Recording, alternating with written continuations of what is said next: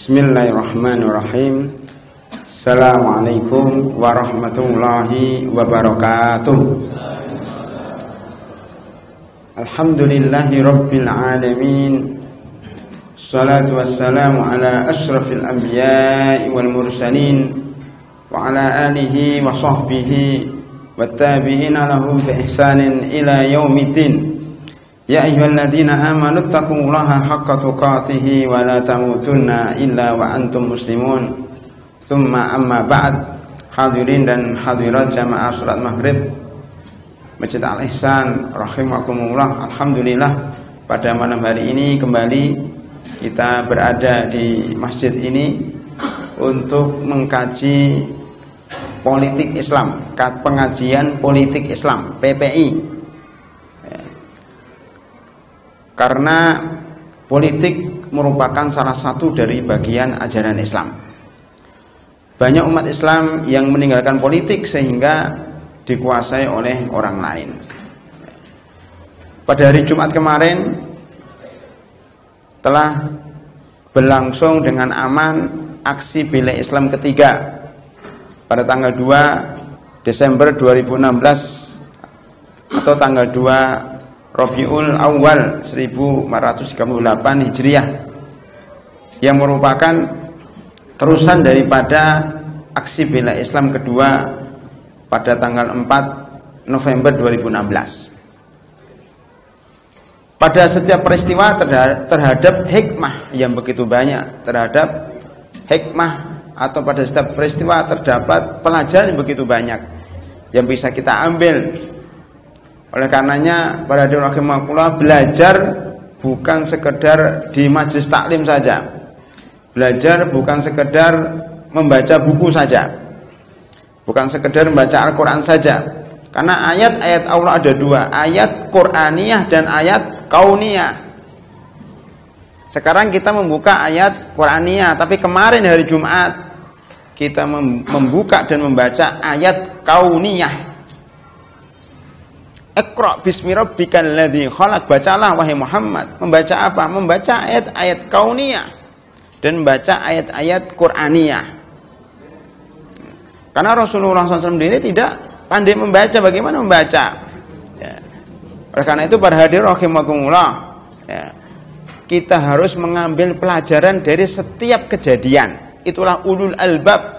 Inna fi khalqis samawati wal ardi wa ikhtilafil laili wan nahari la ayatin li ulil albab alladzina yadhkuruna Allaha qiyama wa qu'uda wa ala junubihim wa yatafakkaruna fi khalqis samawati wal ard rabbana ma khalaqta hadza batila subhanaka faqina adzabannar. Itulah definisi ulul albab yang selalu melihat kauniyah, melihat pergerakan matahari, melihat pergerakan bulan, melihat fenomena alam, melihat kejadian-kejadian yang ada di sekitar mereka. Itulah ulul albab. Maka orang pintar adalah yang mengambil pelajaran dari semua kejadian yang ada. Pada pertemuan yang lalu atau bulan yang lalu tepatnya, kita telah memberikan catatan ya, kecil terhadap aksi bela Islam kedua 1411 yang kita beri judul dakwah dalam pusaran politik. Ringkasannya ada 15 catatan. Yang pertama, tadbir robbani tidak terduga, ulama memimpin umat, persatuan menemukan momentumnya, aksi simpatik menebar pesona, solidaritas yang tiada hentinya, menjaga ghirah Islam sepanjang masa, menguak takbir kemunafikan, gerakan rakyat yang tidak terbendung, dakwah alternatif di era digital, tabligh akbar di jantung ibu kota, masjid pusat pergerakan Islam, Jumat yang penuh berkah, penyusupan yang harus diwaspadai, rakyat kecil mengeruk keuntungan, Fatku Mekah hadir kembali, dan yang terakhir istighfar pasca aksi. 16 catatan dalam aksi 2411. Marilah kita sekarang mencatat sedikit dari aksi yang terakhir tanggal 2/12/2016. Ya. tentunya banyak persamaan antara aksi pertama, aksi kedua dengan aksi ketiga. Supaya tidak terulang, maka saya hanya mencukupkan pada catatan-catatan yang belum ada pada aksi sebelumnya. Di antaranya adalah sebelum itu saya berikan mukadimah dulu bahwa Al-Quran dan Sunnah merekam banyak peristiwa ya, untuk dijadikan pelajaran. Ya. Al-Quran merekam dengan baik peristiwa Perang Badar. Perang Badar itu aksi, tapi aksi nggak damai. Aksi perang. Ya, Perang Badar, aksi tidak damai, aksi perang. Dicatat di dalam Al-Quran. Perang Uhud, bukan aksi damai, dicatat di dalam Al-Quran. Perang Ahzab, Fatku Makkah, Perang Hunain, itu peperangan aja dicatat. Apalagi yang damai, mestinya lebih dicatat lagi. Perang aja dicatat, rusuh aja dicatat, ribut aja dicatat, pertumpahan darah aja dicatat oleh Al-Quran. Apalagi kalau damai, mestinya harus lebih dicatat lagi. Selain itu Al-Quran juga merekam peristiwa hadisatul ifki, peristiwa bagaimana Aisyah radhiyallahu anha, istri Rasulullah SAW difitnah oleh orang munafikun ya, dalam perjalanan pulang dari perang, pulang dari aksi damai, kemudian ditipu ya, atau dipelintir oleh mass media umpamanya. Itu hadisatul ifki, berita kebohongan. Yang menyebar kebohongan itu siapa? Orang munafik. Ya, aksi damai jumlahnya 7 juta umpamanya, kira-kira 7.300.000 dikatakan cuma 7.000. Bahkan ada yang mengatakan tidak nyampe 1.000. Kalau aksi sampai 1.000, ludahin muka saya, kata mereka. Ya. Ya, ini mengecilkan realita ya, bertentangan dengan realita yang ada. Ya. Namanya hadisatul ifki, ya, kejadian yang di dalamnya ada kebohongan. Ya. Itu dicatat di dalam surat An-Nur, Pak. Dalam surat An-Nur sampai 2 halaman. 1 lembar 2 halaman. Ini menunjukkan bahwa peristiwa itu sangat penting banget. Kemudian Abdullah bin Umi Maktum, seorang buta yang datang kepada Rasulullah SAW, dicatat oleh Al-Quran. Riak-riak rumah tangga Rasulullah SAW yang melibatkan Aisyah, Hafsah, dicatat dalam Al-Quran dalam surat At-Tahrim. Peristiwa pernikahannya dengan Zainab binti Al-Jahaz itu juga direkam di dalam Al-Quran. Abu Lahab dan istrinya, tabat yada Abi Lahabi wa tab. Peristiwa itu juga direkam di dalam Al-Quran dan banyak kejadian lain yang direkam di dalam Al-Quran. Maka marilah kita mengabadikan, merekam peristiwa-peristiwa yang ada di depan kita supaya bisa ngambil pelajaran. Di antara pelajaran adalah yang pertama, fatwa kontroversial. Sebelum aksi berlangsung banyak fatwa yang berseliweran. Ya. Ada yang mengharamkan aksi damai, ada yang melarang, ada yang mengatakan bahwa itu bid'ah paling besar. Ya, akbaru bid'ah. Ada yang mengatakan haram, hukumnya sholat Jum'ah di lapangan Monas. Ya. Ya, tidak sah sholat Jumat di lapangan. Ada yang mengatakan bahwa perkumpulan 7 juta itu adalah perkumpulan kebun binatang. Banyak sekali fatwa-fatwa yang berseliweran di mana-mana. Makanya Allah Subhanahu wa taala berfirman, "Wa ma arsalna qablaka illa rijalan nuhi ilaihim fas'alu ahla dzikri in kuntum la ta'lamun." Surat Al-Anbiya ayat 7. Dan kami tidaklah mengutus sebelum wahai Muhammad kecuali laki-laki. Jadi nabi itu pasti laki-laki. Tidak ada nabi perempuan. Kalau seandainya ada nabi perempuan, tentunya Siti Maryam itu jadi nabi. Tetapi karena nabi laki-laki, Siti Maryam bukan nabi, ya, tapi wali Allah Subhanahu wa taala. Ya. Dan kami tidaklah mengutus sebelummu seorang rasul pun kecuali laki-laki yang kami wahyukan kepada mereka. Maka tanyalah kepada ahla dzikri, kepada orang yang mengetahui ilmu. Az-dzikri di sini adalah ilmu. Karena zikir yang paling mulia adalah zikir dengan Al-Qur'an. Ya.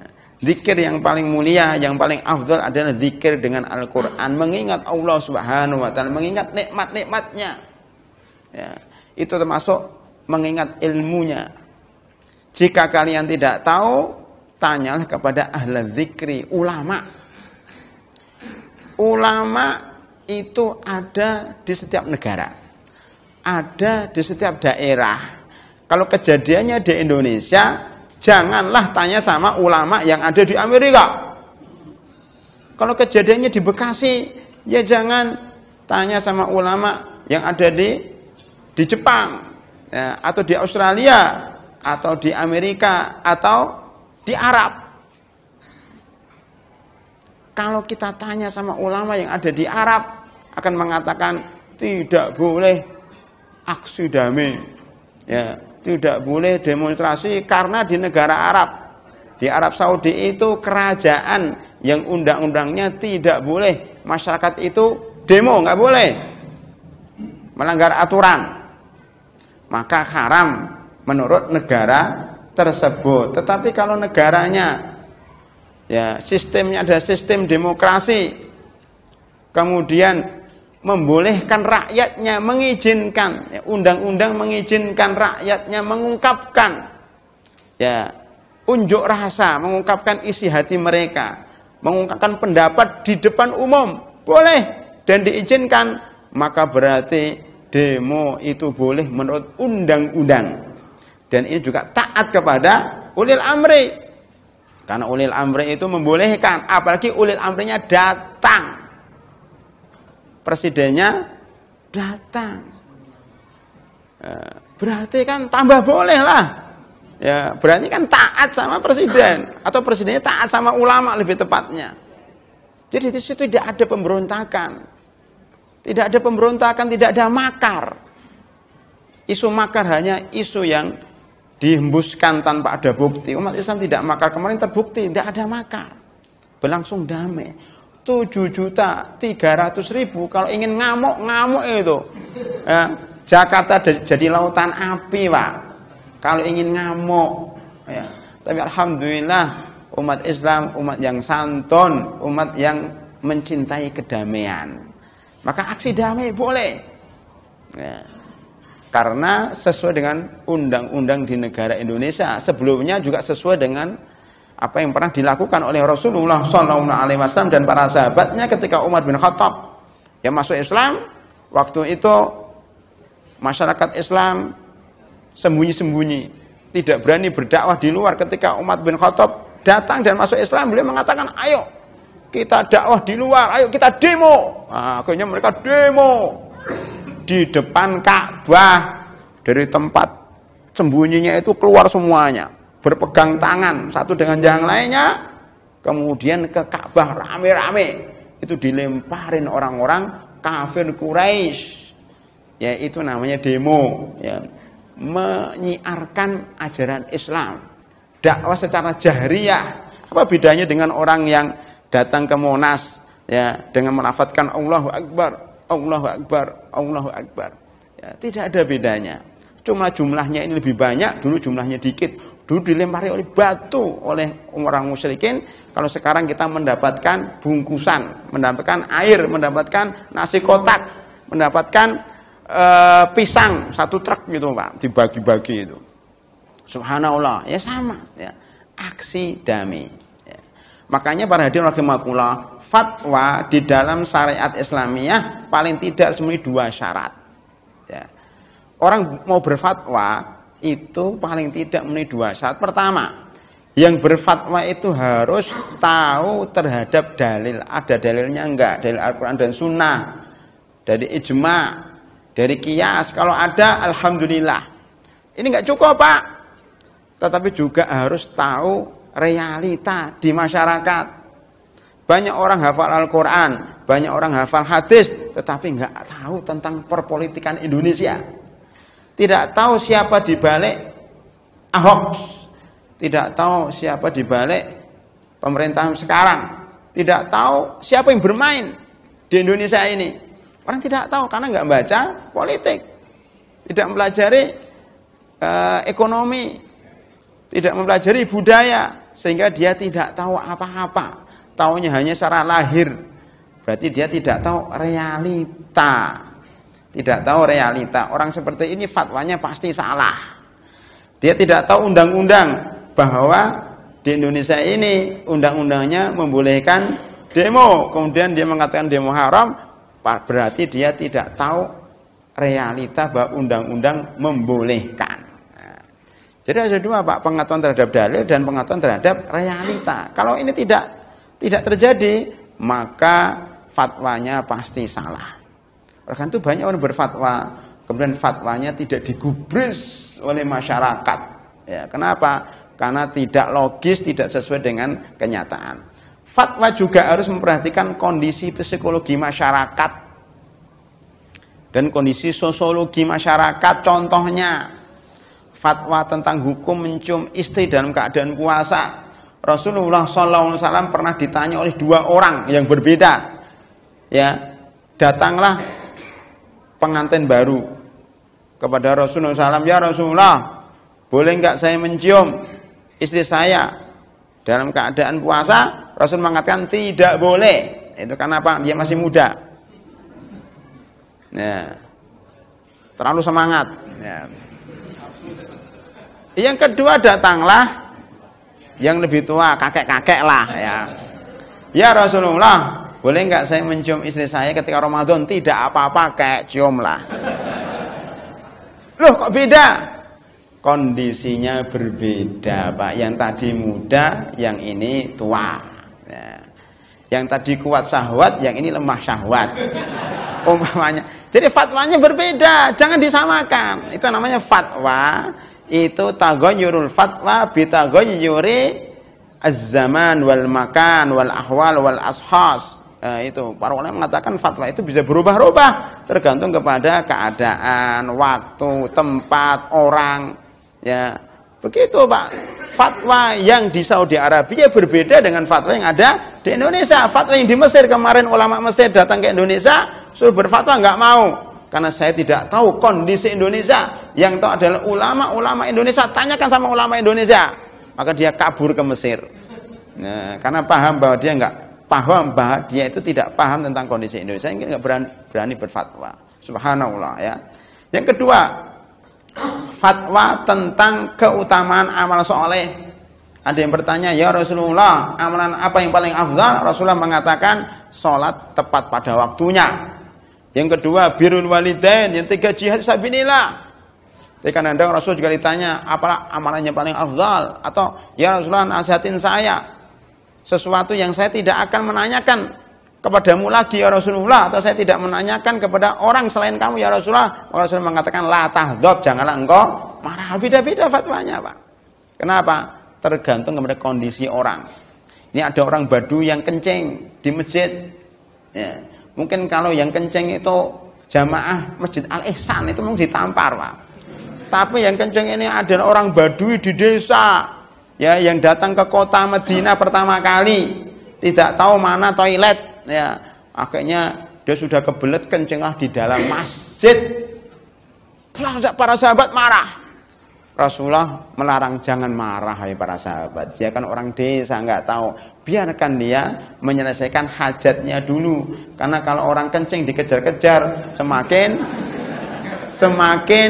kotor masjidnya itu kemana-mana. Coba nanti dicoba, ada orang kencing dibentak-bentak, Pak. Atau dia bawakan anjing gitu, lari.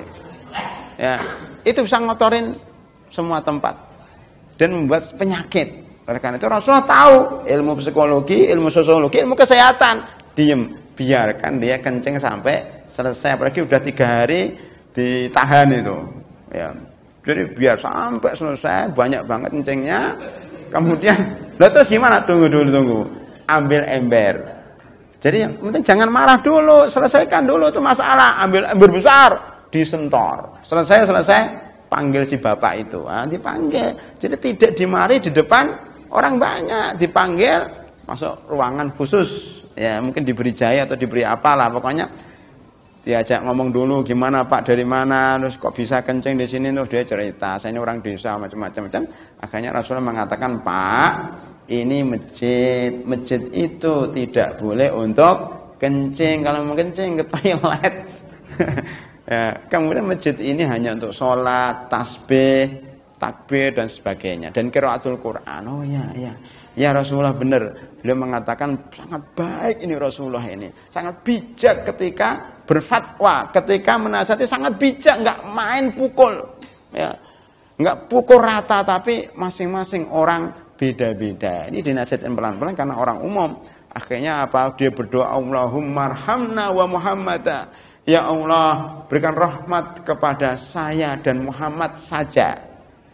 Wala tarham ghairana akhada. Yang lain yang marah-marah tadi, jangan engkau beri rahmat ya Allah. Rasulullah tersenyum, ya jangan begitu Pak, katanya. Mereka juga orang Islam yang baik-baik juga. Itulah orang umum Pak ya. Oleh karena itu, janganlah kita itu kalau berfatwa atau menentukan suatu hukum itu dipukul rata. Dilihat dulu kondisinya seperti apa. Lalu kalau kondisi masyarakat Islam lagi marah, ya terluka hatinya karena penistaan Al-Quran kemudian dilarang, ya nggak bisa lah Pak. Yang paling baik ada diarahkan, bukan dilarang tapi diarahkan kepada tempat yang baik, ya dibolehkan umpamanya aksi damai tapi jangan merusak, itu yang bijak. Kalau larang, kharab, bid'ah, itu nggak pas. Itu tidak pas karena kita dalam kondisi yang panas, ya, masyarakat lagi marah, maka berilah dia ruang. Kalau udah diungkapkan seluruh perasaannya, selesai kan, selesai. Semua diungkapkan di situ Pak. Dalam aksi demo kemarin semua kata-kata diungkapkan di situ. Kita lihat sendiri bagaimana orang-orang dari daerah teriak kenceng-kenceng, padahal neriakin panggungnya 500 meter. Wow, nggak kedengaran. Saya bilang ini teriak-teriak ngapain? Nggak kedengaran juga. Wow, histeris begitu. Kita tertawa aja, ngapain teriak? Ya boleh lah, itu mengungkapkan perasaannya. Tapi nggak akan nyampe ke sana, Pak. Dia nerakin orang di panggung, nerakin Kapolri, nerakin presiden, ya nggak kedengaran, biar aja teriaklah. Nggak usah dilarang, biarlah. Sudah teriak kan udah puas, ya udah alhamdulillah pulang. Ya. Ya itu aja. Jadi mereka itu kepengen memuaskan diri aja. Jadi kita beri saluran. Di dalam kaidah ushul fikih disebutkan al-hukmu 'ala syai'in far'un an tasawwurihi. Artinya apa? Menghukumi sesuatu itu cabang dari pengetahuannya terhadap masalah itu. Bagaimana kita menghukumi suatu aksi damai kalau kita nggak tahu bagaimana bentuk aksi damai itu? Ya, kita di Komisi Fatwa Majelis Ulama Indonesia kalau menghukumi sesuatu yang kita nggak paham, kita ngundang pakarnya, Pak. Terakhir ya, kita menghukumi orang yang mencuri listrik, itu yang minta fatwa PLN. Kita nggak berani Pak, Pak ulama itu nggak tahu listrik ya. Kalau megang kesetrum nggak tahu kan, nggak berani. Makanya PLN dipanggil, pejabat-pejabat terasnya itu dipanggil kumpul di situ, menceritakan apa sih yang dimaksud mencuri listrik? Apakah mencuri kabel atau maksudnya mencuri listrik itu apa? Mencuri kabel atau mencuri meteran atau gimana? Oh, dia akan mencuri listrik itu Pak, maksudnya mencuri daya. Jadi bukan mencuri listrik kabelnya, mencuri dayanya, aliran itu dicuri. Gimana nyuri aliran? Arus listrik itu, maksudnya itu disambungkan ke kabel lain dan seterusnya. Oh, baru paham. Terus diterangkan secara detail. Baru diputuskan setelah mendengar keterangan dari para ahli. Sebelumnya juga ya ditanya tentang hukum membakar hutan. Itu memanggil Menteri Kehutanan. Ya, menerangkan bagaimana itu pembakaran. Bahkan kita diajak ke Sumatera untuk melihat langsung kebakaran hutan itu. Jadi begitulah fatwa harus disesuaikan dengan realita. Al-hukmu 'ala syai'in far'un an tasawwurihi, menghukumi sesuatu itu cabang daripada pengetahuannya terhadap sesuatu. Ibnu Qayyim rahimahullah dalam bukunya ini masih bahasa Arab, itu mensyaratkan bahwa seorang mufti harus dua. Pertama, fahmul waqi', memahami realita. Yang kedua, fahmu al-wajib fil waqi', yaitu memahami hukum Allah terhadap sesuatu itu. Lihat di dalam buku I'lam al-Muwaqqi'in halaman juz 1 halaman 87. Itu yang pertama, Pak. Catatan pertama, fatwa kontroversial. Fatwa harus sesuai dengan realita. Orang tidak boleh berfatwa kecuali kalau dia memahami dua hal, dalil dan realita. Yang kedua, sholat Jumat di lapangan. Boleh enggak? Rasulullah Shallallahu Alaihi Wasallam bersabda, saya diberi 5 kekhususan yang tidak diberikan kepada Nabi sebelum saya. Di antaranya apa? 1. Ya, wa ju'ilat lil ardu masjidan wa tahuran. Ada 5 nih saya potong-potong sesuai dengan judul, ya. Apa itu? Allah menjadikan untuk saya khusus yang tidak diberikan kepada nabi-nabi sebelum saya. Apa itu? Allah menjadikan untuk saya bumi dan tanah ini masjid dan alat untuk bersuci. Ya. Jadi tanah di seluruh dunia itu boleh dijadikan masjid. Artinya apa? Boleh untuk sholat, Pak. Bapak mau sholat di emperan, mau di jalan raya, mau di pinggir warung, mau di pinggir pantai, mau di puncak gunung, mau di lembah, mau di lapangan Monas, boleh. Siapa yang mengharamkan? Gak ada yang mengharamkan. Justru Rasulullah SAW mengatakan itu semua adalah masjid. Itu gara-gara orang Indonesia itu pahamnya kalau sholat harus ke masjid, maksudnya harus di masjid. Enggak, sholat di mana saja. Ya. Adzan kita di jalan, udah sholat di jalan, nggak ada masjid, sholat di jalan. Ya. Pak, masjid mana yang mampu menampung jamaah 7 juta? Tunjukkan. Kalau berfatwa haram, solusinya apa? Bangun masjid dulu yang menampung 7 juta orang. Tidak bisa, belum ada di dunia ini, Pak. Masjid terbesar di dunia saat ini mana? Masjidil Haram, yang pembangunannya menghabiskan ratusan triliun, 1/4 daripada APBN negara Saudi Arabia untuk membangun Masjidil Haram dan Masjid Madinah. Itu kalau dibebankan kepada APBN Indonesia cuma dapat tiangnya saja. Kadang-kadang orang Indonesia itu suka ngeritik itu hajinya kacau, kita aja yang ngurusi haji di dunia itu gantian saja. Kita ngurusin haji orang Indonesia aja pada kacau, ya. Cateringnya banyak yang tercecer, macam-macam lah, ya. Lah kita bersyukur kepada pemerintahan Saudi Arabia yang telah mengorbankan uang negaranya untuk membangun Masjid Nabawi dan Masjid Mekah. Itu dulu 2 juta, hanya 2 juta sebesar itu, Pak. Masih kurang 5 juta. Bangun lagi sekarang, Pak. Masjidnya dibom, bang. Pokok masjidnya, gunungnya dibom. Itu kan Masjidil Haram itu kan di lembah, Pak. Di lembah kelilingnya gunung-gunung yang berbatu. Untuk perluasan itu harus ngebomin gunung. Kalau di Alisan ini enak, nggak perlu ngebom gunung, Pak. Cukup ke sana, nanti bisa nambahin ke sana juga bisa. Kalau di sana harus ngebom gunung. Wah, sekarang gunung sudah rata dan dibangun perluasan yang muatnya sampai 5 juta. Satu masjid belum cukup. Karena yang datang kemarin 7.300.000 nggak cukup. Makanya kalau mereka demo di Mekah tetap nggak mampu, Pak. Itu tempatnya nggak menampung walaupun sudah dibangun seperti itu. Itu pertama. Yang kedua, tanah itu bisa untuk tayamum. Kalau kita nggak ada air, maka boleh tayamum. Alhamdulillah turun hujan kemarin. Seandainya nggak ada air, boleh tayamum, Pak. Ya, subhanallah. Itu hadis Nabi Muhammad SAW. Yang ketiga, shaf atau barisan sholat. Shaf sholat itu bisa menggetarkan musuh. Rasulullah SAW bersabda, nusirtu birra'bi masirata syahrin. Ini urutan hadisnya, atau masih dalam satu hadis, saya diberi 5 kekhususan yang tidak dimiliki nabi-nabi sebelum saya. Salah satunya adalah saya ditolong oleh Allah, saya dimenangkan oleh Allah Subhanahu wa ta'ala terhadap musuh-musuh saya, bahwa mereka gentar dan gemetar ketika beliau mau persiapan perang 1 bulan perjalanan. 1 bulan perjalanan. Tahulah Rasulullah mau perang di daerah mana yang perjalanannya butuhkan waktu 1 bulan. Sudah kedengaran orang musyrik. Nanti 1 bulan lagi pasukan Islam akan datang di tempat ini. Mereka sudah gemetar itu. Gimana nanti, ribut. Padahal masih 1 bulan lagi. Sama Pak. Itu rencananya baru 1 bulan sebelumnya. Mau aksi damai tanggal sekian. Oh ribut. Yang ribut ya orang-orang munafikun, orang yang tidak suka sama Islam, ribut, kacau di mana-mana. Itu belum dilaksanakan sudah ribut.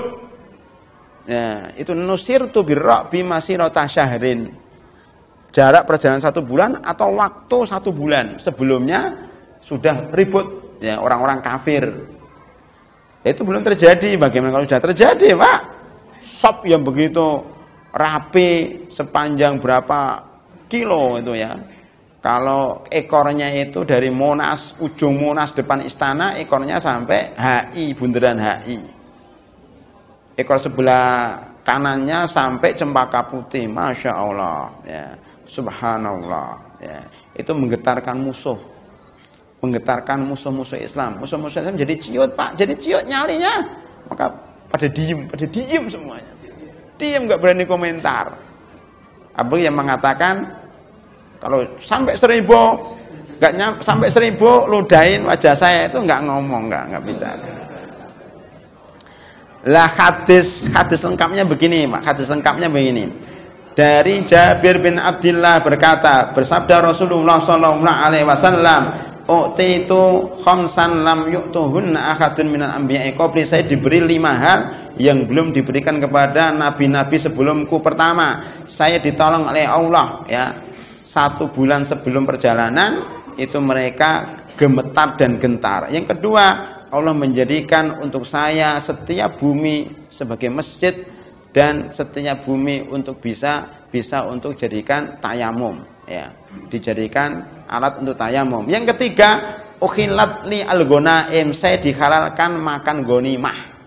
Kalau nabi sebelumnya nggak boleh makan ghanimah. Ghanimah itu rampasan perang. Yang keempat, saya diberi syafaat kubro pada hari kiamat. Maqamam mahmudanil ladzi wa'attah. Kalau kita habis azan berdoa, Allahumma rabb hadhihi da'watit tammah was salatil qa'imah ati Muhammadanil wasinatal fadilah wa ba'athu maqamam mahmudanil ladzi wa'attah. Itu syafaat kubro yang tidak dimiliki kecuali Nabi Muhammad sallallahu alaihi wasallam. Kemudian yang terakhir, bahwasanya Nabi sebelum saya diutus kepada kaumnya, saya diutus kepada seluruh alam, kepada seluruh manusia di dunia ini, bahkan kepada manusia dan jin.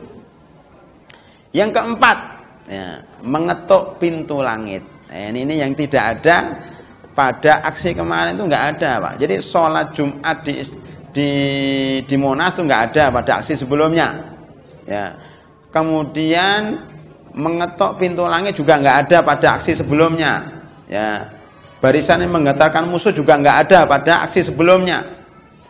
Allah Subhanahu wa taala berfirman dalam surat Al-A'raf 54, 56, 205 dan 206, "Inna rabbakumullahu alladzi khalaqas samawati wal ardh." Tuhanmu itu, Rabbmu itu adalah yang menciptakan langit dan bumi.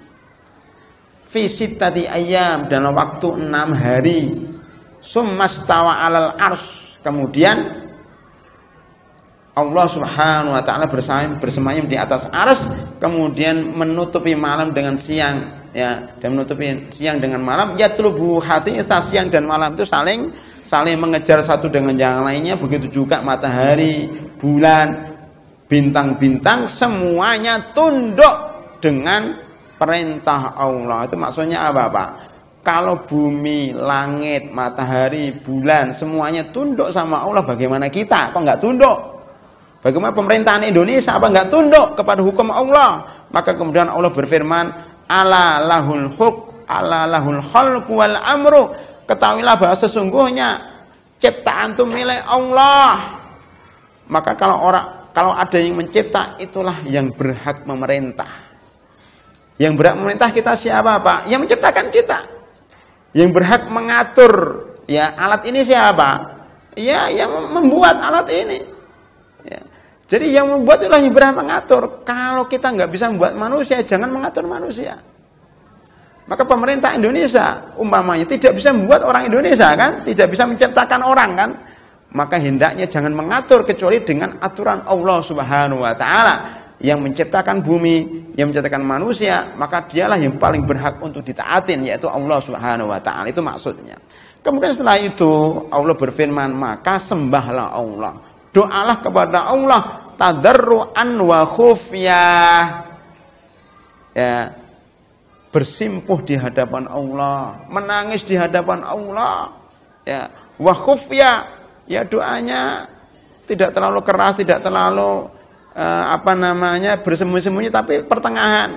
Karena sesungguhnya Allah tidak menyukai orang-orang yang berlebihan, yang teriak-teriak. Ya. Wala tufsidu fil ardi ba'da islahiha. Janganlah engkau merusak Indonesia ini. Kalau ini diturunkan di Indonesia, Pak.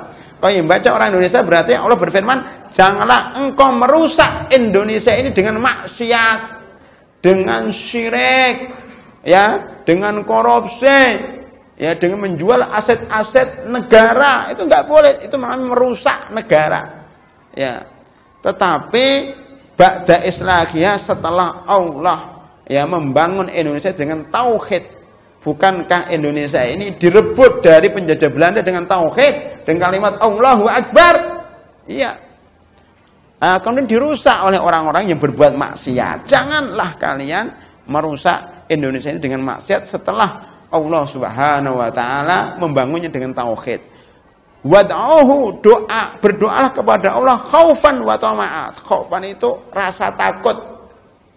Tama'an kepingin diterima. Jadi khauf berroja, rasa takut dan penuh harapan. Seperti kemarin itu berdoa mengetok langit.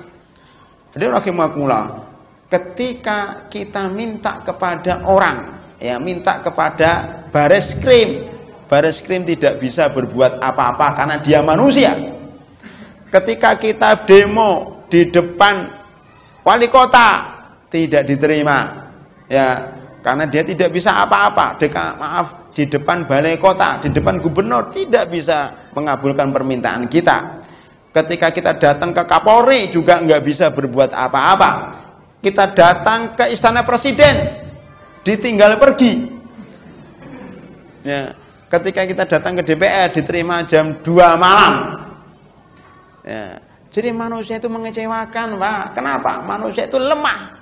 Lah, aksi 4.11 itu masih banyak kurangnya. Ngemis sama manusia, meminta-minta sama manusia, maka diperbaiki pada aksi yang 2.12 ini, yaitu meminta kepada Allah Subhanahu wa taala, mengetuk pintu langit. Ya Allah, ya Allah, berilah kami, ya, berilah kami kemakmuran. Ya Allah, perbaikilah bangsa kami, bangsa Indonesia ini. Ya Allah, hancurkan orang yang menista agama. Itu berdoa ya selama seharian penuh dari pagi sampai siang. Ya, yang berdoa para ulama-ulama, diamini orang-orang yang ikhlas. Ya, apalagi kalau yang mengamini orang Ciamis, ya, yang sudah bekerja, bergerak, berjalan berhari-hari lama mengorbankan waktu, tenaga dan harta mereka untuk datang ke Monas, ya, untuk mendukung agar penista agama ditangkap. Makanya terbukalah pintu langit. Kalau pintu dunia tertutup, mintalah kepada Allah, carilah pintu langit. Pintu langit akan terbuka setiap saat. Apa yang terjadi pada hadirin rahimakumullah? Kalau kita ngemis-ngemis tidak digubris. Tapi kalau kita minta sama Allah Subhanahu wa taala, orangnya datang sendiri. Kapolri datang sendiri, nggak usah diminta. Panglima datang sendiri, nggak usah diminta. Bahkan Presiden Jokowi datang sendiri, padahal tidak diminta, tidak diundang, datang sendiri. Siapa yang menggerakkan? Allah Subhanahu wa taala. Jadi kalau minta sama Allah, ya, digerakkan hatinya, datang sendiri, bahkan datang dengan khusyuk mendengar ceramahnya ulama. dimarah-marahin juga diem. Ya, subhanallah. Ya, subhanallah, dahsyat sekali itu pintu langit. Maka Pak, kalau kita ingin mintalah sama Allah. Ini ada hadis, ya, banyak ayat-ayatnya tentang doa banyak banget Pak. Al-An'am 63 65, ya. Tapi ada hadis yang sangat bagus, hadis Ibnu Abbas radhiyallahu anhu ketika membonceng Rasulullah sallallahu alaihi wasallam, ditanya itu. Ibnu Abbas itu ditanya dan diajarkan oleh Rasulullah sallallahu alaihi wasallam, "Wahai Ibnu Abbas, ya, wahai sepupuku, ya, wahai anak kecil, saya ajarkan kepada kamu suatu kalimat. Apa itu? Ihfadillahi yahfadka, jagalah Allah, maka Allah akan menjaga Anda. Ya. Jagalah Allah, maka Allah akan menolong Anda. Wa idza sa'alta fas'alillah. Jika engkau mintalah kepada Allah, jangan minta sama presiden. Jangan minta sama DPR. Ya, karena DPR-nya sudah, ketua DPR-nya sudah diganti, Pak. Itu kalau menurut saya sepertinya juga khawatir kalau ketua DPR-nya mengadakan sidang umum maka diganti. Salah satunya mungkin faktornya seperti itu. Bentar, satu hadis dulu. Wa idza sa'alta fas'alillah wa idza sta'anta fasta'in billah. Jika engkau minta bantuan, mintalah kepada Allah Subhanahu wa taala. Silahkan untuk adzan terlebih dahulu. Allahu a'lam bishawab.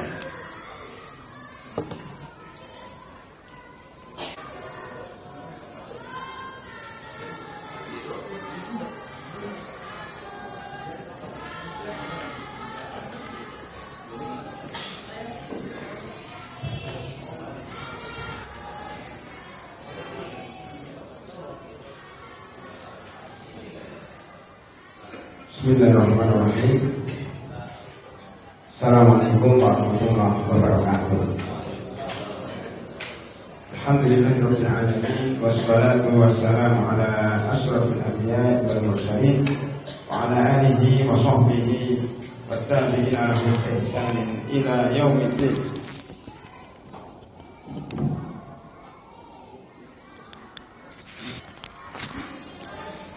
Hadirin dan hadirat, kita lanjutkan kajian kita tentang catatan aksi bela Islam ketiga tanggal 2 Desember 2016 yang kita beri judul Mengetuk Pintu Langit. Catatan kelima, doa sebelum berjuang. Kalau tadi doa secara umum, ya, kita mengetuk pintu-pintu langit, maka yang ini adalah setiap peperangan, setiap perjuangan harus didahului dengan doa dan istighfar. Surat Ali Imran ayat 147 sampai 148 jelas sekali menunjukkan tentang itu. Dalam perang Uhud umpamanya, Allah Subhanahu wa taala berfirman, "Wa ma kana qaulahum illa an qalu rabbana ighfir lana dzunubana wa israfana fi amrina wa tsabbit aqdamana wansurna 'alal qaumil kafirin." Doanya orang yang mau perang itu, Pak, pertama kali minta ampun atas dosa-dosanya. Rabbana ighfir lana. Kenapa? Karena kemenangan umat Islam itu karena ketaatannya. Kemenangan umat Islam bisa diraih karena ketaatannya kepada Allah Subhanahu wa taala. Sebagaimana Abu Bakar Siddiq radhiyallahu anhu ketika melepas pasukan, begitu juga Umar bin Khattab radhiyallahu anhu, semua wasiat para ulama, para pemimpin Islam semua wasiatnya ke situ. Wahai tentara Islam, ya, kalau kita mengandalkan kekuatan dan jumlah, kekuatan senjata dan jumlah, maka mereka lebih banyak jumlahnya dan lebih kuat, ya, persenjataannya, lebih lengkap persenjataannya. Maka kalau kalian mengandalkan kekuatan dan jumlah, kalian akan kalah. Tapi kita akan menang karena kita taat dan mereka maksiat.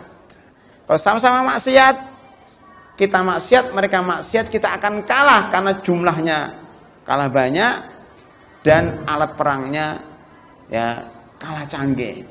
Maka satu-satu yang kita andalkan adalah ketaatan kepada Allah Subhanahu wa taala. Ini diwasiatkan para pemimpin dari Abu Bakar, Umar, Utsman, Ali dan para sahabat sebelum perang. Dan ini sesuai dengan firman Allah, Rabbana ighfir lana dzunubana. Jadi sebelum perang kita harus taubat dan istighfar dulu. Insya Allah umat Islam Indonesia itu akan menang. Dan insya Allah Ahok itu akan ditangkap dan dipenjarakan kalau umat Islam kembali ke masjid, kembali kepada taat kepada Allah Subhanahu wa taala, beristighfar atas dosa-dosanya, insya Allah mereka akan ditangkap. Kalau kita masih bermaksiat, ya, kita tidak pergi ke masjid, kita tidak bersimpuh di hadapan Allah Subhanahu wa taala, tidak beristighfar, maka akan terus ya umat Islam akan dikibulin terus, ya, akan kalah terus. Kemudian juga doanya Rabbana ighfir lana dzunubana wa israfana fi amrina. Israf itu apa? Sifat berlebihan di dalam kehidupan kita. Banyak kita itu berlebihan, Pak. Maka kita minta ampun. Kalau itu terjadi, sabit wa sabit aqdam, kita akan teguh, Pak. Kita akan, kalau kita itu tidak punya dosa, ya, kita itu taat, kita akan teguh. Kalau tidak, kita akan bercerai-berai. Wansurna 'alal qaumil kafirin, dan tolonglah kami ya Allah terhadap orang-orang kafir. Itu menunjukkan bahwa pertolongan itu muncul setelah istighfar, setelah taat baru muncul pertolongan. Ya, mudah-mudahan kemarin aksi 14 dan aksi 212 itu menunjukkan bahwa umat Islam sudah mulai kembali kepada Allah Subhanahu wa taala. Mudah-mudahan ini merupakan tanda kemenangan umat Islam. Ya, amin ya rabbal alamin. Ya. Dalam surat Al-Anfal juga begitu, Pak. Rasulullah SAW berdoa di dalam tendanya sebelum perang itu, Pak. Umat Islam jumlahnya cuma 313. Ya. Jadi 411, 212, 313. Ya. Permasalahannya tidak ada bulan ke-13. Ya. Jadi maka nggak ada damai, nggak ada aksi lagi, Pak. Mudah-mudahan nggak ada aksi. Menurut saya pribadi tidak usah ada aksi yang ketiga. Kenapa? Nggak ada bulan 13. Nggak ada aksi yang keempat. Ya, itu cukup Rasulullah Shallallahu Alaihi Wasallam saja. Jumlah tentara Badar berapa? 313. Ya. Aksi damai pada tanggal 2/12. Jadi tinggal selangkah lagi sebenarnya seperti apa yang ada dalam perang Badar. Ya. Atau bisa dibalik, tanggal 31 bulan 3. Ada nggak bulan 3 tanggal 31, Pak? Nggak ada ya, tanggal 30 saja. Ada ya? Bisa seperti itu bulan-bulan Maret nanti. Tapi yang saya maksud bahwa jumlah tentara Badar itu 313 melawan 1000 dengan pasukan dengan senjata lengkap. Secara teori kalah. Maka beliau berdoa dari semalaman, tidak tidur, pada yang lain tidur semua, Pak. Beliau berdoa nggak tidur sendiri sampai jubahnya terjatuh. Beliau mengatakan, ya Allah, seandainya pasukan Islam yang jumlahnya 313 ini kalah, maka engkau tidak akan disembah lagi oleh penduduk dunia, karena tidak ada yang perjuangkan Islam. Beliau nangis benar itu. Maka Allah mengabulkan doa beliau. Allah berfirman, ittastaghitsuna rabbakum. Sebelum perang nih, Pak. Ingatlah ketika kalian berdoa, mengetuk pintu-pintu langit, memohon kepada Allah Subhanahu wa taala, fastajabalakum, maka Allah kemudian mengabulkan doa kalian, ya, mengabulkan doa kalian. Fastajabalakum anni mumiddukum bi alfin minal malaikati murdifin, saya turunkan 1000 malaikat.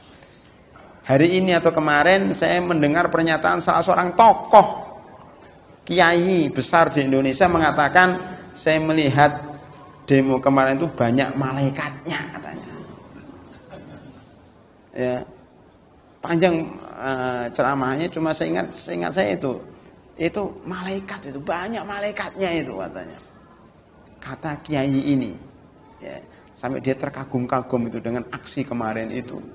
Mudah-mudahan benar ya, banyak malaikat di situ. Mungkin lebih daripada 1000. Wallahu a'lam bishawab. Itu pengakuan sang kiai ini. Ya. Wa ma ja'alahu illa busra wa litatma'inna bihi qulubukum Wa man nasru illa min indillah. Kemenangan itu hanya dari Allah, bukan dari kita. Maka kemarin salah seorang ulama pembicara mengingatkan kita bahwa kita jangan terkecoh dengan jumlah. Ya, sesungguhnya semua yang menggerakkan ini adalah Allah Subhanahu wa taala, bukan kehebatan pemimpin, salah satu pemimpin atau salah satu tokoh, tapi itu semua karena pertolongan Allah Subhanahu wa taala. Tidak ada di sini yang superior, semuanya sama di hadapan Allah Subhanahu wa taala. Acara kemarin tidak akan sukses kecuali dengan bantuan dari Allah Subhanahu wa taala. Ya. Itu yang kelima. Jadi berdoa sebelum berperang. Yang keenam, long march, ya, para mujahid. Ya. Para mujahid ini maksudnya orang-orang Ciamis, ya, itu jalan kaki. Kemudian habis itu orang Bogor, orang Garut, ya, orang Tambun. Di sini enggak tahu jalan kaki enggak? Ya. Subhanallah, saya terkesan dengan salah satu tokoh, ya, yang memimpin long march itu, ya, itu mengatakan, ditanya kenapa kok berjalan kaki, dia menjawab, saya teringat dengan pesan kiai kami bahwa manusia itu terbuat dari air yang bergerak, maka bergeraklah, Allah akan mendukungmu, Allah akan bersamamu. Saya tambahkan bahwa manusia, an-nasu al-insan, an-nas itu punya 3 makna, Pak. An-nasu, an-nas, manusia. Surat an-nas itu surat manusia. An-nasu itu punya 3 makna. Makna pertama, manusia itu pelupa, nasya yansa, an-nas. Makanya dia lupa. Ada yang menambahin gara-gara banyak makan nasi, maka lupa, nas. Pelupa. Yang kedua maknanya, nas itu adalah orang yang selalu bersosialisasi dengan yang lain, orang yang kepengin bergaul dengan temennya. Dari kalimat al-unsu, anis. Anis itu teman dekat. Al-unsu itu suka berduaan, ya, orang yang suka bergaul.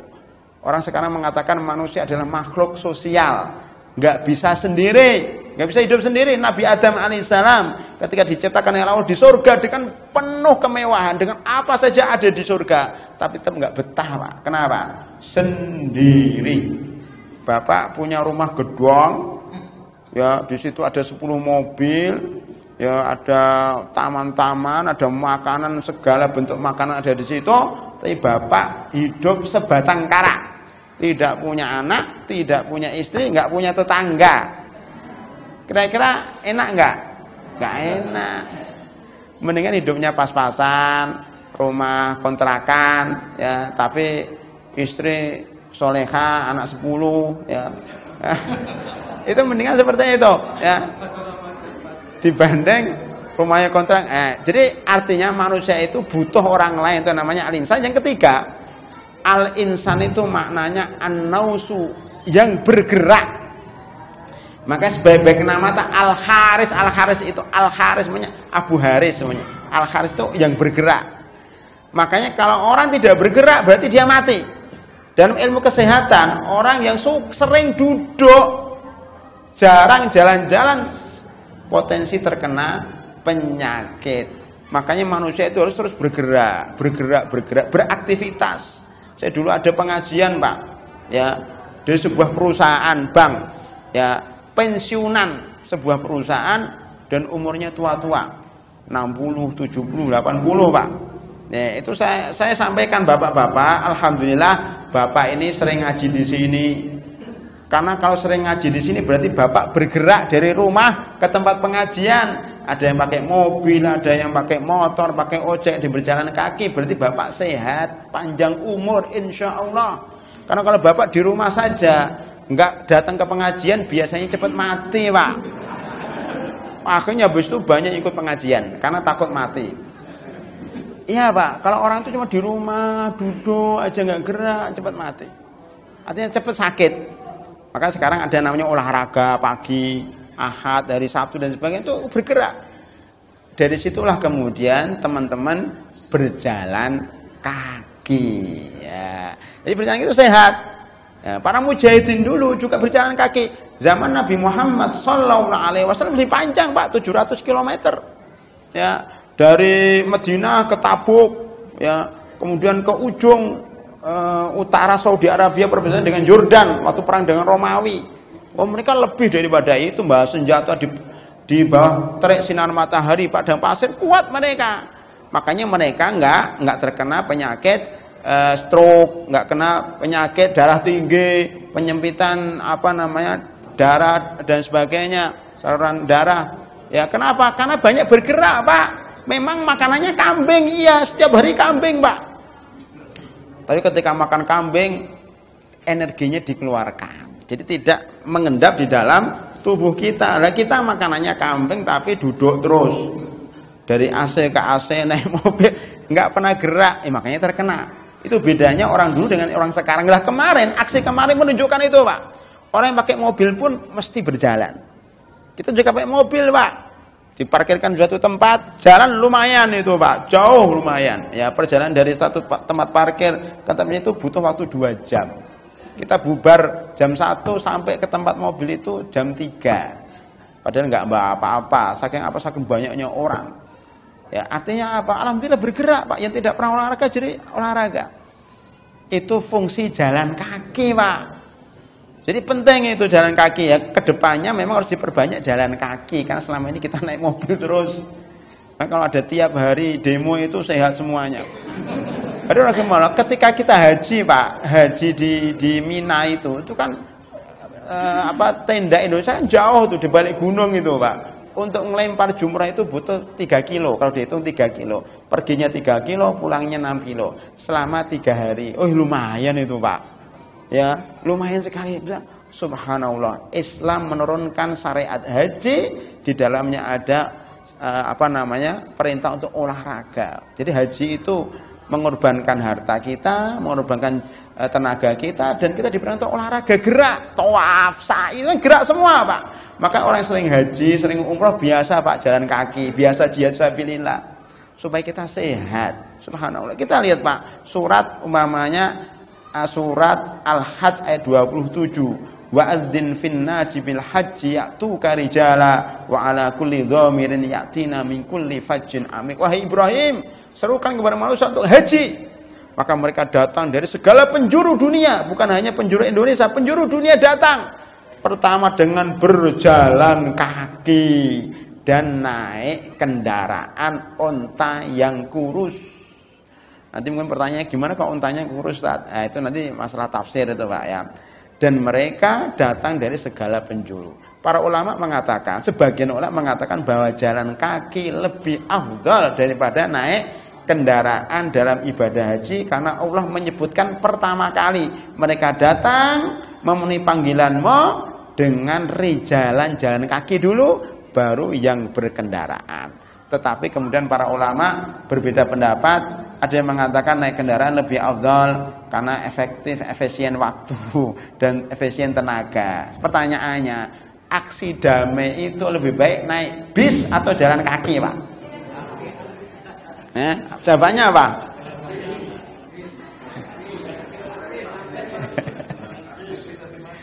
Kalau dari Ciamis, enaknya jalan kaki atau naik bis? Enaknya jalan kaki sampai Bandung. Nah, dari Bandung naik bis. Karena gubernurnya menyediakan bis. Kalau Alisan bagaimana? Naik 6 bis. Ya, 6 bis, Pak, ya. Diparkirkan di Istiqlal, dari Istiqlal jalan kaki. Begitu juga haji. Haji itu paling afdal dari sini naik pesawat sampai tempat penginapan. Nanti sampai penginapan baru jalan kaki ke Masjidil Haram. Jadi gabungan antara jalan kaki dan naik kendaraan. Naik kendaraan karena simbol efisien waktu dan simbol pengerahan harta. Kalau kita naik pesawat itu kan butuh uang berapa juta, Pak. Itu juga infak fisabilillah. Baru sampai Monas baru jalan kaki. Jadi ada 2 hal yang bisa digabung. Ini juga dalam surah Al-Baqarah, Pak. Ya. Jagal hafidhu 'alas sholawati was sholatil wusta wa qumu lillahi qanitin fa in khiftum farijalan aw rubbana. Jagalah sholat 5 waktu dan jagalah sholat wusta. Jika kalian takut, maka boleh Anda sholat sambil jalan kaki atau naik kendaraan. Ini kok dikejar-kejar polisi, dikejar-kejar musuh, dikejar Belanda umpamanya atau penjajah, kita nggak sempat sholat, sholatnya sambil lari boleh, sambil boleh Pak. Sholat apa yang boleh sambil jalan-jalan? Jawabannya apa Pak? Sholat apa yang boleh sambil jalan-jalan? Jawabannya apa? Kalian bisa jawab. Tawaf. Tawaf itu sholat. Benar Pak. Maka tahiyatul masjid di Masjidil Haram bukan sholat tawaf Pak. Tawaf itu sholat tapi boleh jalan kaki dan boleh ngobrol. Sholat itu Pak, makanya harus wudhu. Nggak boleh nggak wudhu, nggak sah, harus wudhu. Cuma boleh jalan-jalan. Nah, itu sholat jalan-jalan sah Pak. Dan memang itu supaya kita nggak ngantuk Pak. Ada orang tawaf ngantuk kan nggak ada. Nah itu pentingnya jalan kaki. Ya boleh. Teruskan. 7. Waspada dari aksi penggembosan. Tadi ada salah seorang pengurus nanya, Ustadz, itu aksi penggembosan bagus ya, apa namanya, harus hati-hati dengan aksi penggembosan. Ini ada di sini poinnya, waspada dengan aksi penggembosan. Ternyata itu ada pada zaman Nabi Muhammad SAW dalam surat Taubah ayat 46, 47, 81 dalam perang Tabuk. Itu banyak orang-orang munafik yang menggembosin. Allah berfirman dalam surat At-Taubah 81, farihal mukhallafuna bimaq'adihim khilafa Rasulillah. Orang-orang munafik itu senang tidak ikut perang Tabuk karena perang Tabuk itu perang pada musim paceklik. Tentara Islam disebut dengan tentara musim paceklik. Ya, tentara yang dalam keadaan susah, Pak. Air enggak ada, panen gagal, lagi krismon. Ya, alhamdulillah kita enggak terlalu, Pak. Kita enggak terlalu krismon. Coba kalau 97, 98 suruh demo mungkin banyak enggak demo karena enggak ada uang. Ya, itu tetap jalan mereka Pak. Wakarihu tetapi mereka ngembosin. Wakarihu ayyujahidu fi amwalihim wa anfusihim fi sabilillah. Mereka tidak mau berjihad dengan harta dan jiwa mereka di jalan Allah dan gembosin orang yang mau jihad. Wa qalu la tanfiru fil harwi. Orang Islam, ngapain ikut-ikutan demo pada musim panas? Ngapain ikut-ikutan jihad pada musim panas seperti apalagi ke Tabuk jauh banget itu berapa ratus kilo itu jalan kaki lagi ngapain? Ya mendingan di rumah sambil lihat televisi kan umpamanya. Qul naru jahannamu asyaddu harra. Neraka jahanam lebih panas, Pak. Lebih panas seandainya mereka mengetahui digembosin. Ya.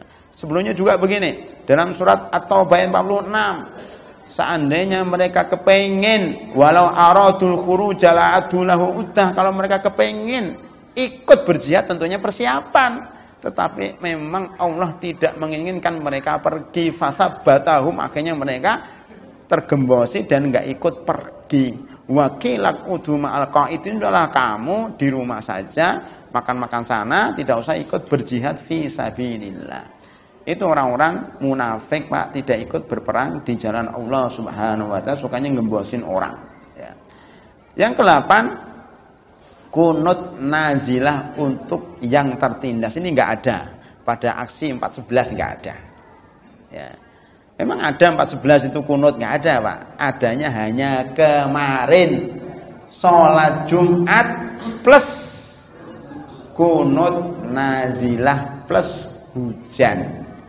Itu mungkin banyak teman-teman yang mengatakan ini sejarah ya pertama kali dan terakhir barangkali saya ikut, kata mereka ya, atau kami ikut sholat Jumat di bawah guyuran hujan dan doa kunut yang panjang banget. Itu spontan tuh Pak ya. Itu seorang ustadz saya kenal, memang ahli bahasa Arab, itu kunutnya spontan, itu panjang ya. Masya Allah, karena perasaannya itu buat dia panjang. Sebenarnya dia nggak kepengen panjang, cuma karena perasaannya mau tertumpahkan di situ, Pak. Nggak bisa di stop, Pak. Saya maklum ini ustadznya nggak bisa di stop nih, saking perasaannya benar-benar udah ingin dikeluarkan semuanya di situ. Mumpung ada Pak Presiden di belakang,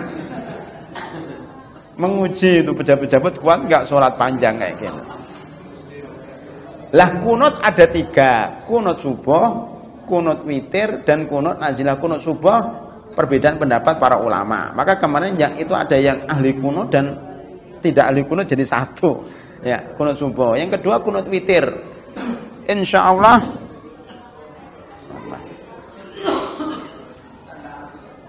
ya, suruh habis ini jam 8 sudah habis. Makanya baterainya habis. Ya, tinggal 2 saya percepat. Ini peringatan supaya cepat selesai. Ya, hadirin rahimakumullah, kunut ada 3. Ya.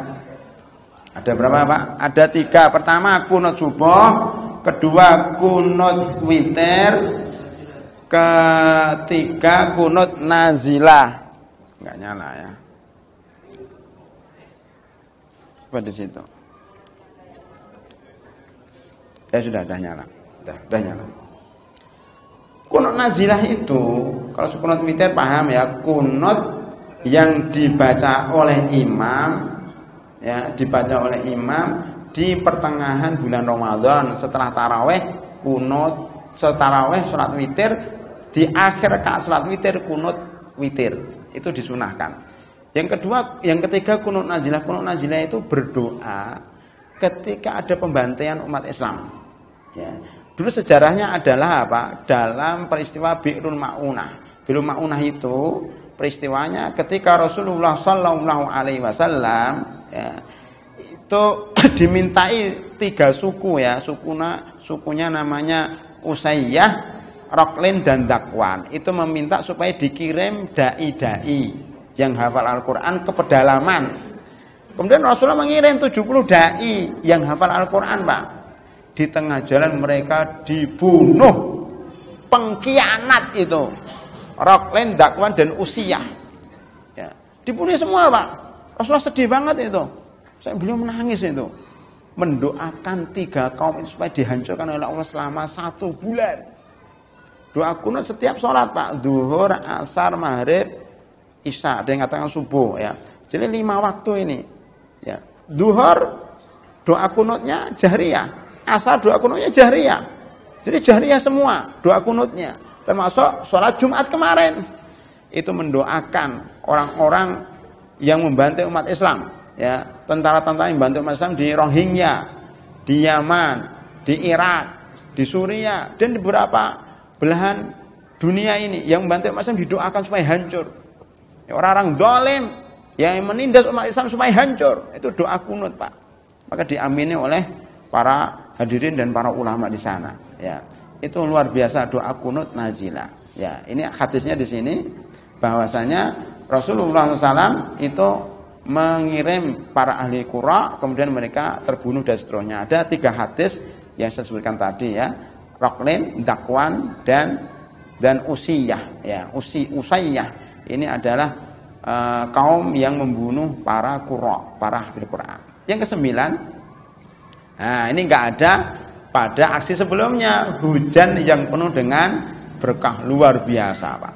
Ya, luar biasa ya.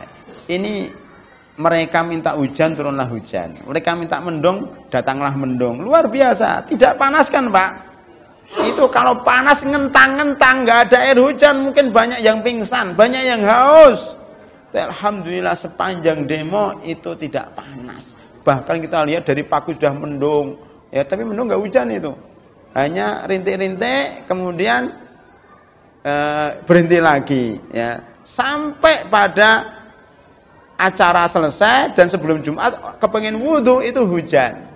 Mana-mana air wudhu pada nyari-nyari wudhu, tiba-tiba hujan. Dan hujannya agak deras sedikit agar umat Islam bisa berwudhu. Luar biasa, Pak. Dan ini ada kesamaan dalam perang Badar, Pak. Ya, dalam perang Badar itu sama, Pak. Sebelum perang itu Allah Subhanahu wa Ta'ala menurunkan hujan.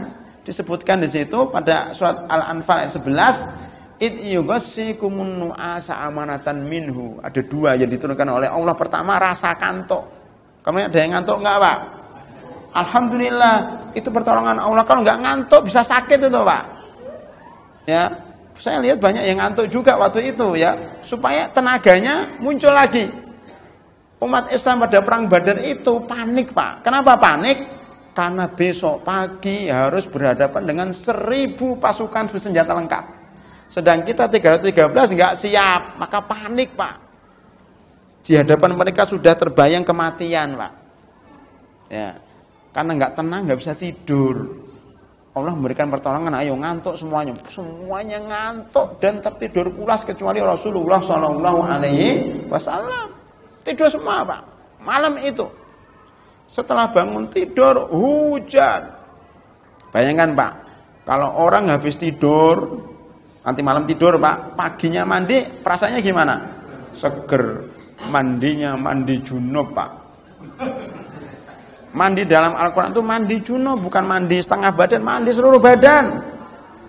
Itu disunahkan, Pak, tiap malam. Maka kalau bisa tiap malam junub dan mandi sebelum subuh. Banyak orang yang awet muda, ada beberapa orang yang di luar negeri itu umurnya sampai 125 tahun, masih bisa sepak bola, badminton, renang. Ya, ditanya, "Kenapa Bapak awet muda sampai umurnya 125 tahun?" Karena saya membiasakan mandi sebelum subuh. Ya, habis tidur, bangun, mandi junub, kemudian pergi ke masjid. Subhanallah, sehat walafiat karena mengalirkan darah-darah yang beku. Ya, subhanallah. Dan itu terjadi pada perang Badar. Mereka capek seharian bekerja, berperang, kemudian tertidur, malamnya kemudian ada air hujan, yang lesu, yang junub, yang kotor, akhirnya berwudu dengan air itu. Makanya Allah menyimpulkan ada 4 fungsi di sini. Fungsinya apa? It yugassikumun nu'asa amanata minhu wa yunazzilu alaikum minas sama'i ma'an. Pertama, liyutahhirakum bih. Pembersih. Kemarin itu polusi-polusi udara itu bisa bersih semuanya dengan air hujan. Ya, sebanyak itu, Pak. Kalau orang punya penyakit banyak banget itu kan bisa nular, Pak. Makanya jamaah haji kenapa harus disuntik meningitis? Karena kumpulan banyak orang seluruh dunia bisa membawa penyakit. Dengan adanya hujan, semuanya bersih. Penyakit dibersihkan oleh Allah dengan turunnya hujan. Udara-udara itu juga bisa dibersihkan oleh Allah Subhanahu wa taala dengan hujan. Yang kedua, pengusir setan. Nah, karena setan banyak bergentayangan waktu itu, ketika hujan setan pada kabur, Pak. Setan itu takut sama hujan. Makanya kalau Bapak takut sama hujan berarti saya nggak ngatakan begitu. Makanya subhanallah banyak teman-teman yang ketika hujan itu nggak mau pakai jas, Pak. Jas hujan nggak mau. Dibuangi jas hujan itu. Hujan-hujan. Subhanallah. Hujannya nggak deras juga kan, seger. Rasulullah SAW sendiri itu ketika ada hujan-hujanan tuh Rasulullah itu sering gitu. Kenapa hujan-hujanan ya Rasulullah? Dijawab, ini berkah dari langit. Saya akan mengambil berkah dari langit itu hujan. Pengusir setan itu diciptakan dari api. Api itu paling takut dengan air. Makanya kalau marah itu wudulah, ya, atau hujan-hujanlah, maka nggak jadi marah, Pak. Maka kemarin mau marah-marah kan turun hujan nggak jadi, Pak, orang-orang. Ya, alhamdulillah diam setelah hujan turun diam. Kok semua itu ya Allah ketika hujan diam. Jadi karena setannya pada pergi. Ya, setannya pada pergi, subhanallah. Makanya kalau ada orang kesurupan, ya obatin aja suruh hujan-hujan. Ya. Orang gila itu taruh suruh hujan-hujan, sembuh itu, Pak. Ya. Iya, setan. Makanya kita dibolehkan minum ruqyah. Makanya ada orang kesurupan setan minum ruqyah yang diambil dari air hujan, diminum, Pak. Subhanallah. Air hujan itu air berkah dari langit. Yang ketiga, untuk mengikatkan hati kita supaya kuat, dan yang keempat menguatkan kaki. Subhanallah, ya. Kemudian yang ke-10, ya sebenarnya 10 saya tambah 1 jadi 11, gerakan ekonomi umat. Sebenarnya ini penting, Pak. Maksud saya supaya tidak dituduh menjadi provokator, kita paling enak kalau bicara ekonomi Islam. Ekonomi tanpa riba itu dibenarkan dalam ajaran Islam dan dibenarkan dalam undang-undang. Ya, kita itu umat Islam berhak meningkatkan ekonomi meningkatkan ekonomi dengan sistem Islam. Makanya kalau kemarin yang ikut demo sebenarnya wajib ya untuk ya berpindah dari ekonomi berbasis riba menuju ekonomi berbasis Islam. Alhamdulillah hari ini saya dengar ada seorang tokoh ekonom mendirikan atau berinisiatif mendirikan bank syariah 2012. Bank Syariah 212. Dan kemarin ada foto, katanya foto editan, ada Wiro Sableng ikut demo. Tapi itu foto editan mungkinnya. 212 Wiro Sableng. Ini ada bank, benar Pak, saya dapat informasi ada yang mendirikan Bank Syariah 212. Ini bagus sebenarnya idenya. Kemarin yang ikut demo itu kalau bisa masukkan uangnya ke bank itu, ya supaya Bank Syariah itu benar-benar maju. Selama ini kan Bank Syariah kan masih kecil Pak, ya kecil sekali, di bawah 5% pertumbuhannya, ya sayang banget. Mungkin karena belum ada kesadaran. Makanya kalau kita ikut aksi demo kemarin mestinya kesadaran ekonomi Pak. Kenapa? Karena bank-bank konvensional itu sebagian dipegang oleh 9 naga itu yang menguasai ekonomi Indonesia. Untuk menghancurkan mereka, kita pindah kepada ekonomi umat. Bisa ke Bank Syariah, bisa membuka BNT, kalau nggak salah Al-Ihsan membuka BNT operasi ya yang berbasis syariah, itu bagus. Jadi pindah ke syariah semua Pak. Insya Allah ekonomi umat akan maju. Ya. Ekonomi kapitalis akan hancur, makanya harus kita tinggalkan Pak. Ada dalilnya Pak, kisah pencegatan kafilah dagang Abu Sufyan. Itu kan sebelum perang Badar kan mengisyaratkan kepada kita supaya kita perang ekonomi sebelum perang fisik. Nggak akan mungkin kita bisa menguasai Indonesia Pak kalau tidak menguasai ekonomi Pak. Itu isyarat dari Rasulullah Shallallahu Alaihi Wasallam. Makanya perjalanan ini masih jauh Pak, perjuangan masih jauh. Paling tidak kita harus berpindah kepada ekonomi syariah. Soalnya lama-lama kita akan kuat. Kalau enggak kita akan lemah terus. Ini firman Allah, ya ayyuhalladzina amanu taqullaha wa dharu ma baqiya minar riba. Bertakwalah kepada Allah dengan meninggalkan riba. Kita sholat, ikut pengajian, baca Al-Qur'an, kalau masih bergelimang dengan riba ya sama aja Pak. Ya. Fa in lam taf'alu fa'dhanu biharbin minallahi wa rasulih. Kalau kamu tidak mau masuk ekonomi syariah, ya, ekonomi Islam, berarti Anda mengumumkan perang di depan Allah dan Rasulnya. Nah, ini kan ancamannya tidak main-main Pak, perang melawan Rasulullah. Naudzubillah min dzalik. Ya. Yang terakhir yang ke-11, hidayah menyapa manusia. Bapak dan Ibu sekalian, banyak loh orang non muslim ikut demo kemarin loh Pak. Banyak Pak, mereka terkagum-kagum dengan barisan umat Islam yang rapi, tertib, bersih, terkontrol, kompak. Ya, disiplin, solidaritas, empati, simpati, masya Allah, mereka sampai nangis Pak, orang non muslim Pak. Iya, pada 4/11 sudah terbukti bagaimana seorang pengantin ya non muslim yang kemudian dijaga oleh orang Islam. Sekarang lebih terbukti lagi banyak non muslim yang ikut demo Pak, walaupun dilarang oleh pemimpin mereka ikut demo, dan mereka memotret, menyaksikan sendiri, kemudian mereka menangis. Mudah-mudahan mereka dapat hidayah Pak, amin ya rabbal alamin. Ya, dapat hidayah, mudah-mudahan dapat hidayah Pak. Banyak orang masuk Islam mudah-mudahan dengan aksi kemarin, karena kita tunjukkan akhlak kita, bahwa kita tertib, bersih. Lihat dengan demo yang selanjutnya, kotor Pak. Ya, banyak taman-taman yang rusak. Menurut pejabat sementara PLT Gubernur DKI, tidak ada satu pohon pun rubuh dalam aksi 212 kemarin. Padahal yang ikut 7,3 juta. Subhanallah, luar biasa itu Pak, luar biasa. Orang yang mau nginjek kakinya ke rumput selalu disorakin, awas rumput. Itu di mana-mana Pak, di mana-mana dibully yang merusak itu. Subhanallah, luar biasa itu Pak, luar biasa. Dan itu tidak ada pada demo yang 4/12. Bahkan saya dapat foto Pak, orang yang demo 4/12 kemarin itu ada yang buang air kecil di jalan, ya, di mobil. Memalukan Pak, ya. Umat Islam saya nggak lihat Pak, sebanyak itu mereka tertib antre Pak. Walaupun 10-20 di depan tetap sabar, tidak kencing di sembarang tempat. Itulah akhlak Islam yang bisa menyebabkan orang dapat hidayah dari Allah Subhanahu wa taala. Ini sementara apa yang bisa saya sampaikan, wa ma arsalnaka illa rahmatan lil alamin. 11 catatan pada aksi 2012 yang kita beri judul dengan mengetok pintu-pintu langit, untuk melengkapi catatan kemarin yang berjudul catatan 14 berjudul dakwah dalam pusaran politik. Demikian, lebih kurangnya mohon maaf. Saya kira tidak ada pertanyaan Pak, karena sudah damai, sudah sukses, nggak usah tanya ya. Nanti kalau ada aksi berikutnya. Lebih kurangnya mohon maaf. Subhanakallahumma bihamdika asyhadu an la ilaha illa anta astaghfiruka wa atubu ilaik.